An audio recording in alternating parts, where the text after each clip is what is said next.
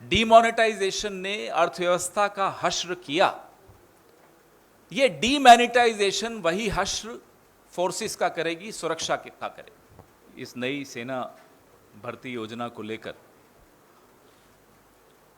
कारण इस योजना को लाने का बताया जा रहा है कि आर्थिक कारण है। कई लोगों से चर्चा की, विशेषज्ञों से चर्चा की, उसके पश्चात यह बात तो तय हो जाती है कि यह दिखाने को आर्थिक कारण हो सकते हैं, असल में जो नीयत है वो कुछ और है। क्या है वो नीयत? कि आप संघ की मानसिकता को सेना में घुसाना चाहते हो। You want to infiltrate the RSS into our forces. क्या कारण है कि 4 में से 1 को आप रखेंगे और 3 को आप चलता करेंगे? कोई कारण होगा, नंबर 1। नंबर 2, आप समाज का सैन्यकरण कर रहे हैं। यह बहुत चिंता का विषय है। आप आए दिन देखते हैं, अमेरिका से खबरें आती हैं, स्कूल में गोलियां चल गई, मॉल में गोलियां चल गई। आप हर 4 में से 3 नौजवान, प्रशिक्षित नौजवान समाज में छोड़ देंगे। समाज की क्या स्थिति होगी? आप क्या चाहते हैं? हमारे नौजवान गैंग्स चलाएं? क्या चाहते हैं? आपकी नीयत क्या है? सोचा क्यों नहीं आपने?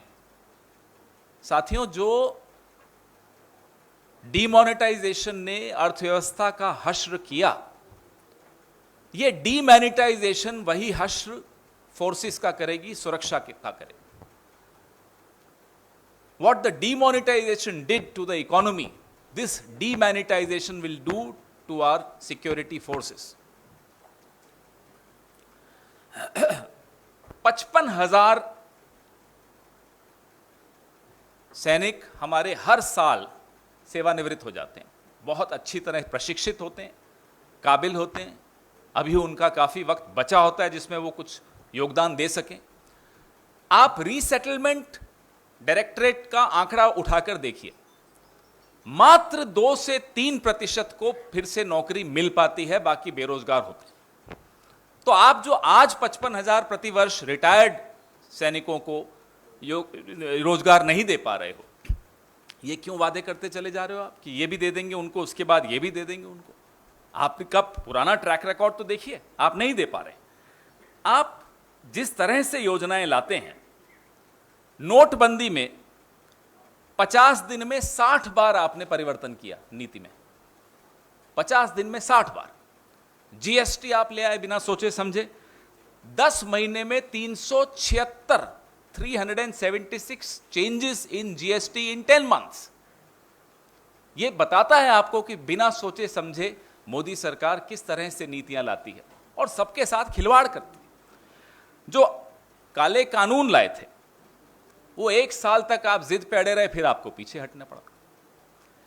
सीएए 2.5 साल पहले आप लाए, आज तक आप नियम नहीं बना पा रहे हो, क्योंकि आपने बिना सोचे समझे एक दिन सुबह उठे और थोप दी एक नीति।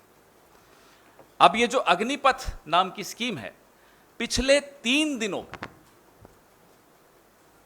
3 अलग अलग परिवर्तन आ चुके हैं। अभी 3 ही दिन हुए हैं।